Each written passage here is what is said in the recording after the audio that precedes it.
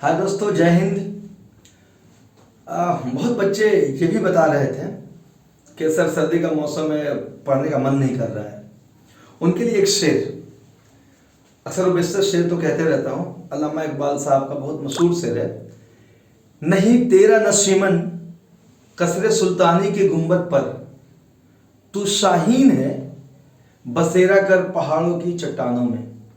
एक बार फिर, नहीं तेरा नशीमन कसरे सुल्तानी के गुंबद पर, तू शाहीन है बसेरा कर पहाड़ों की चट्टानों पे। अर्थात इसकी मीनिंग समझाऊंगा तो बहुत लेट हो जाएंगे। इतना समझ लो बच्चों कि आपको कंफर्ट जोन से निकलना है। शाहीन चट्टानों पे रहती है, सबसे ऊंची उड़ती है, बाज को शाहीन कहते हैं। आपको कंफर्ट जोन से निकलना है। कंफर्ट जोन से निकलेंगे, प्रैक्टिस करेंगे तो इंशाल्लाह ईश्वर ने चाहा तो आप कामयाब होंगे। तो बिल्कुल कंफर्ट जोन में नहीं रहिए। कई बच्चों का कहना था कि सर अब हमारी तो प्रिपरेशन हो चुकी है। नो, कंफर्ट जोन से बाहर निकलना है। वो जो मैंने शेर सुनाया उसका यही मीनिंग होता है। खैर, हम टॉपिक पे आते हैं बच्चों। आज का टॉपिक अपना है एंजाइम। आप सब लोग जानते हैं, या किसी और वीडियो में अपलोड करूंगा, एंजाइम क्या होता है शॉर्ट में। कि एंजाइम प्रोटीन से बना हुआ स्ट्रक्चर होता है, और ये कहते भी हैं कि all enzymes are protein but all protein are not enzyme. सारा एंजाइम प्रोटीन ही होता है एक्सेप्ट राइबोजाइम को छोड़ के। टीआरएनए कई जगह पे कैटालिस्ट की तरह काम करती है एंजाइम की तरह, वो प्रोटीन से बनी हुई नहीं होती है। बाकी सारा एंजाइम ऑलमोस्ट प्रोटीन से बना हुआ होता है। ठीक है, अब आज के लेक्चर में पढ़ेंगे एंजाइम की क्लासिफिकेशन एंड नोमेनक्लेचर। एनसीईआरटी की टॉपिक है क्लासिफिकेशन एंड नोमेनक्लेचर, बायोमोलिक्यूल के चैप्टर्स का। तो बच्चों, एंजाइम की जो क्लासिफिकेशन है ना, ये क्लासिफिकेशन रिएक्शन, जो एंजाइम जैसा रिएक्शन करवाता है ना, उस रिएक्शन के बेस पे ये क्लासिफिकेशन की गई है कि कौन एंजाइम कौन सा रिएक्शन कराता है। तो रिएक्शन के बेस पे क्लासिफिकेशन की गई है। एनसीईआरटी लिखता है कि भाई 6 क्लास है और सब में 4 से 13 सब क्लास है। सो देखते हैं 6 क्लास को, अभी देखते हैं फिलहाल। देखिए, पहला जो क्लास पे डिस्कशन किया गया है, पहला जो है ऑक्सीडोरिडक्टेज। नाम से ही लग रहा है ऑक्सीडेशन एंड रिडक्शन। मैंने लिखा भी है कि वो एंजाइम जो किसी कंपाउंड को ऑक्सीडाइज कर दे और किसी को रिड्यूस कर दे। अगर आप एंजाइम को डालोगे तो एक ऑक्सीडाइज हो गया और दूसरा रिड्यूस हो गया। जो पहले ऑक्सीडाइज था वो बेचारा रिड्यूस हो गया, और जो रिड्यूस था वो ऑक्सीडाइज हो गया। ऐसा अगर कोई एंजाइम करवा देता है ना, तो उस एंजाइम को ऑक्सीडोरिडक्टेज क्लास में रखते हैं। नहीं समझे?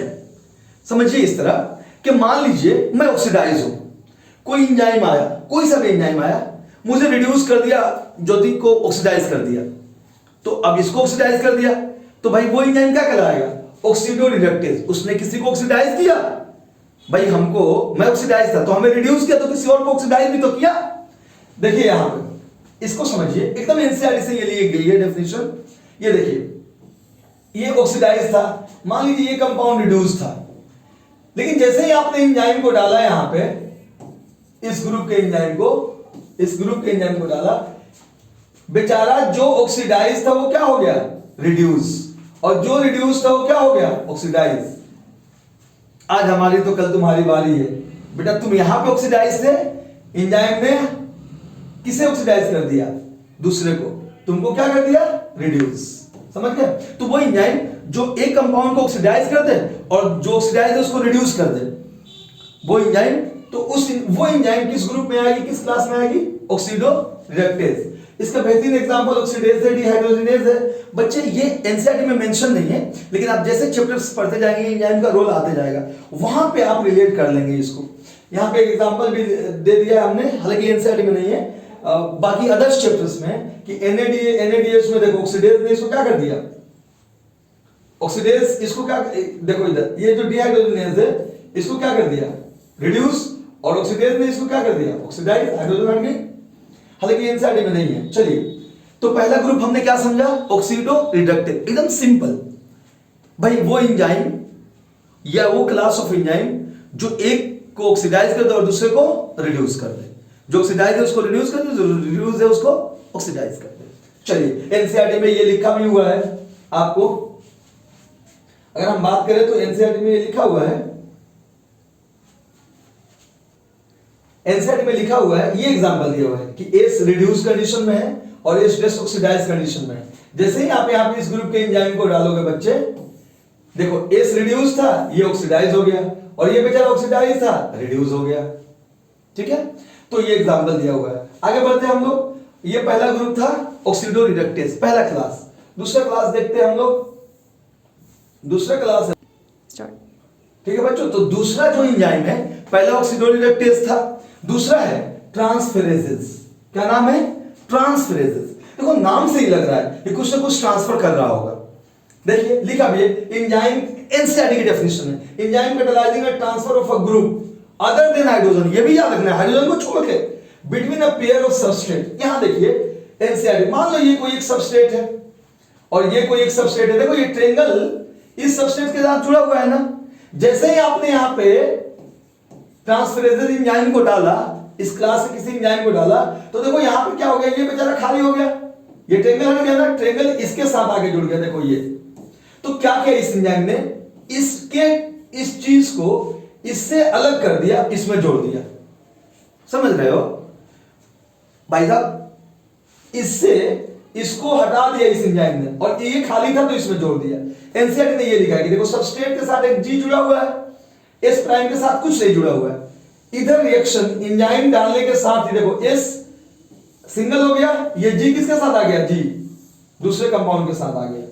सिंपल सी बात है। इसको और बढ़िया से यहां पे देख लीजिए कि क्या है कि ये इसके साथ जुड़ा हुआ है, ये मान लीजिए कोई जी है और ये एस है और ये एस प्राइम है एनसीईआरटी के एग्जांपल के अकॉर्डिंग। तो अब जैसे ही आपने यहां एंजाइम को डाला बच्चे, देखो ये सिंगल हो गया और ये वाला इसके साथ अटैच हो गया। वही ये एग्जांपल है। इसके एग्जांपल ट्रांसएमाइनेज है, आगे पढ़ेंगे कमिंग चैप्टर्स में। और ये रिएक्शन दिया गया कि देखिए ग्लूकोज एटीपीज है और इनको क्या कर दिया, ट्रांसफर कर दिया ग्रुप में। ये हालांकि एनसीईआरटी में नहीं है तो आप उतना फोकस ना कीजिए, एकदम नीट तो बिल्कुल एनसीईआरटी हो गई है। चलिए बच्चों अब हम आगे चलते हैं। तो पहला एंजाइम का क्लास क्या देखा, ऑक्सीडो रिडक्टेज, दूसरा क्या देखा, ट्रांसफेरेजेस। अब तीसरा देखते हैं। तीसरा देखिए इंटरेस्टिंग, तीसरा है हाइड्रोलेजेस। एनसीईआरटी में बच्चों हाइड्रोलेजेस में क्या किया गया है कि इसको इधर ले लेते हैं। हाँ, हाइड्रोलेजेस वो क्लास है, देखिए जो हाइड्रोलाइसिस ऑफ ईस्टर, यानी पानी की प्रेजेंस में किसी एक कंपाउंड को ना दो में तोड़ देता है। पानी डालो, एक कोई कंपाउंड है, उसको दो हिस्सों में, दो पार्ट में तोड़ दिया। This is called hydrolases. यहां देखो एग्जांपल, पहले ये देखो एनसीईआरटी ने लिखा है ईस्टर, ईथर पेप्टाइड, सबको तोड़ देता है ये एंजाइम। हम एक सिंबल से दिखा रहे हैं। देखिए ये दोनों जुड़ा हुआ है इस बॉन्ड से, लेकिन जैसे ही आपने पानी की एंट्री की, ये देखिए हाइड्रोलेज, और यहां पे एंजाइम डाल दिया हाइड्रोलेजेस। इसने क्या किया बच्चे, देखो दोनों को तोड़ दिया, इसको अलग कर दिया यहां पे। लेकिन ये सब पानी के मौजूदगी में हो रहा है, in the presence of water. ठीक है, ऐसे इसका एग्जांपल एनसीईआरटी ने ईस्टर लिखा है। देखिए रिएक्शन को भी साक्षात देख लीजिए बच्चे, हालांकि केमिस्ट्री में आप देखेंगे। ये देखिए ये ईस्टर है, पानी की प्रेजेंस में एसिडिक मीडियम में, ये देखिए टूट गया, इथेनॉइक एसिड और इथेनॉल में, दो कंपाउंड में टूट गया, ये दोनों कंपाउंड जुड़ा